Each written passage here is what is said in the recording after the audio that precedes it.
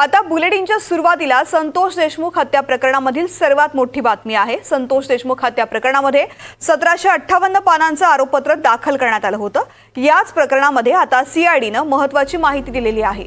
संतोष देशमुख हत्या प्रकरणामध्ये वाल्मिक कराडला मुख्य आरोपी करण्यात आलाय, तर विष्णू चाटे हा दुसऱ्या क्रमांकाचा मुख्य आरोपी आहे। संतोष देशमुखांच्या हत्येचा सूत्रधार वाल्मिक कराडच असल्याचं आरोपपत्रात नमूद करण्यात आलंय, तर संतोष देशमुख यांना सुदर्शन घुले मारहाण करतानाचा व्हिडिओ देखील सीआयडीकडे असल्याची माहिती मिळते।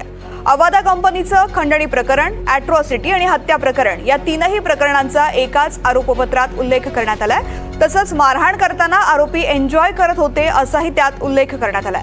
त्यामुळे ही तिन्ही प्रकरणं एकमेकांशी संलग्न असल्यामुळे वाल्मिक कराड आणि आरोपींच्या अडचणी चांगल्याच वाढण्याची शक्यता आहे।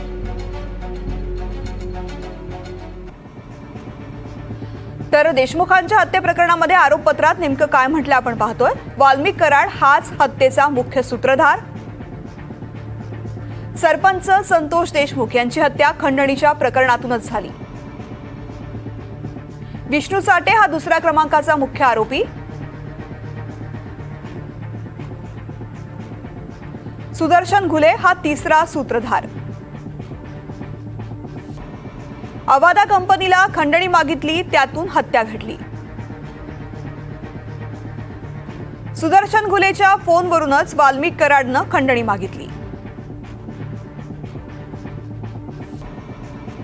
29 नोव्हेंबरला वाल्मिक कराडने खंडणी मागितली। 6 डिसेंबरला मस्साजोगमध्ये सुदर्शन घुले, प्रतीक घुले, सुधीर सांगळेंशी वाद झाला। 5 गोपनीय साक्षीदारांच्या जबाबानंतर कराड विरुद्ध सबळ पुरावे। खंडणी, अॅट्रॉसिटी, हत्या या तीनही प्रकरणाचा आरोपपत्रात एकत्रित उल्लेख करण्यात आलाय। संतोष देशमुखांना सुदर्शन घुले मारहाण करतानाचा व्हिडिओ सीआयडीकडे आहे।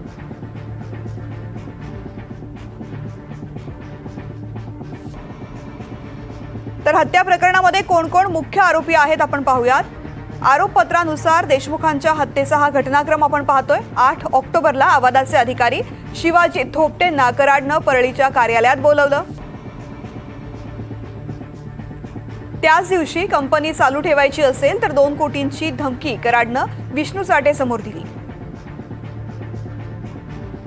त्यानंतर 29 नोव्हेंबरला कराडनं चाटेच्या फोनवरून अवादाच्या सुनील शिंदेंना काम बंद करण्याची धमकी दिली। त्याच दिवशी सुदर्शन घुलेनं कंपनीमध्ये जाऊन सुद्धा धमकी दिली। त्यानंतर कराड, चाटे, सुदर्शन घुले, प्रतीक घुले, सुधीर सांगळे, कृष्णा आंधळेनं केसच्या कार्यालयात कट रचला। 6 डिसेंबरला घुले आणि सांगळेनं कंपनीमध्ये जाऊन सुरक्षा रक्षकाला मारहाण केली। कंपनीच्या कर्मचाऱ्यांनी सरपंच संतोष देशमुख यांना फोन केला।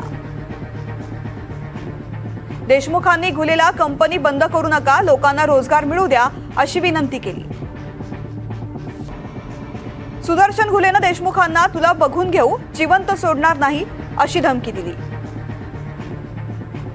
विष्णू चाटे देशमुखांना वारंवार खंडणीच्या आड येऊ नको असं समजावत होता। वाल्मिक अण्णा तुला जिवंत सोडणार नाही अशी धमकी विष्णू चाटेनं देशमुखांना दिली। सुदर्शन घुलेनं वाल्मिक कराडला 7 तारखेला फोन केला। कराडनं घुलेला सांगितलं, जो तो उठेल आपल्याला आड येईल, आपण भिकेला लागू। आता जो कुणी आड येईल त्याला आडवा करावा लागेल, चाटेशी बोला, तो मदत करेल। चाटे, घुले आणि इतर चांदूर फाट्याजवळील हॉटेल तिरंगा इथे भेटले आणि त्यांनी 8 डिसेंबरला कट रचला। त्याच दिवशी देशमुख आडवा आला तर त्याला कायमचा धडा शिकवा, घुलेनं कराडचा निरोप सगळ्यांना दिला। दुपारी 3:22 प्रतीक घुले, सुदर्शन घुले, सांगळे, आंधळे, चाटे आणि केदारनं देशमुखांचं उमरी टोल नाक्याजवळूनच अपहरण केलं। 9 डिसेंबरला लोखंडी रॉड, गॅस पाईप, क्लचर वायर आणि काठीचा वापर करून देशमुखांची मारहाण करून हत्या करण्यात आली। संध्याकाळी 6:30 वाजता देशमुखांचा मृतदेह दैठणा फाट्याजवळ टाकून आरोपी पळून गेले।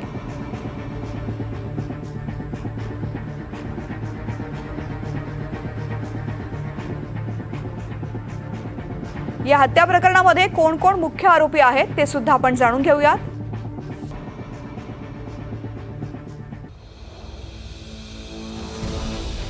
आरोपी क्रमांक 1 मुख्य आरोपी वाल्मिक कराड, त्यानंतर विष्णू साठे, सुदर्शन घुले, प्रतीक घुले, सुधीर सांगळे, महेश केदार, जयराम साठे आणि कृष्णा आंधळे जो आरोपी सध्या फरार आहे। हे सगळे देशमुख हत्येचे मास्टरमाइंड आहेत।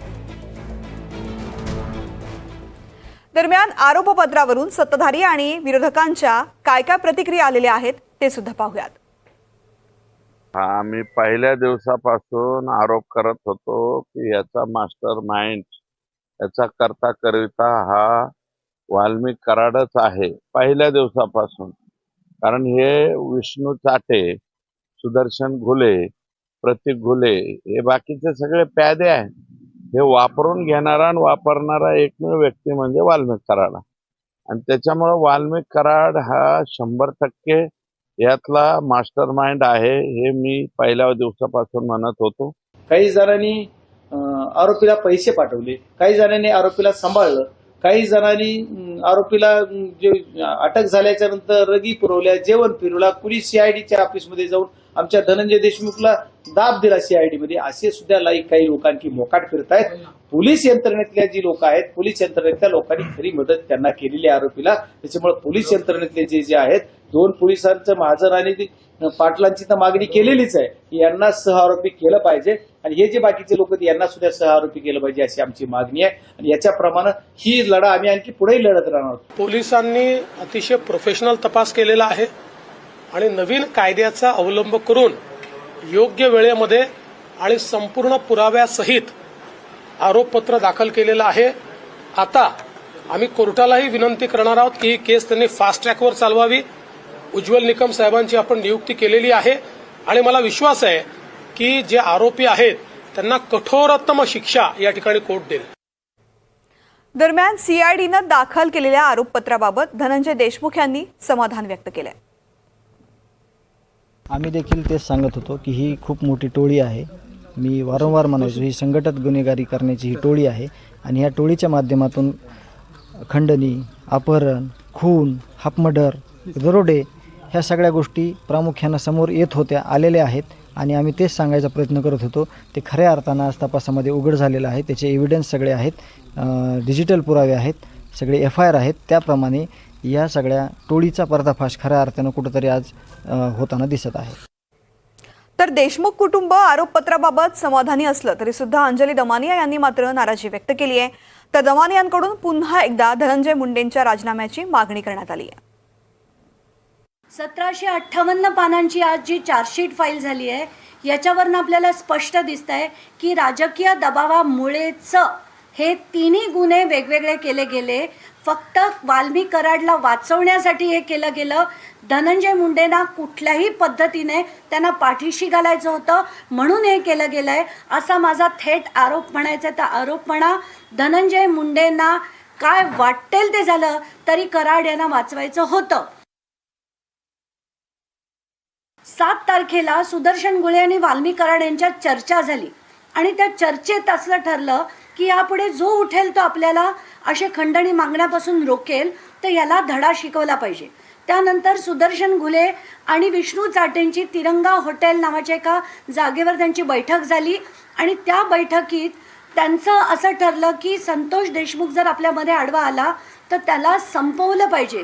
आता हे जेव्हा मी वाचते ना आणि जेव्हा बघते मला इतकं ते डिस्टर्बिंग होतं आहे की अशी माणसं आता जर राजकारणात राहिली धनंजय मुंडेंसारखी तर असे अनेक वाल्मिक कराड होतील आणि असे अनेक सिंडिकेट तयार होतील आणि हे थांबवण्यासाठी आपल्याला कुठच्याही पद्धतीत यांचं रेसिग्नेशन घेणं गरजेचं आहे।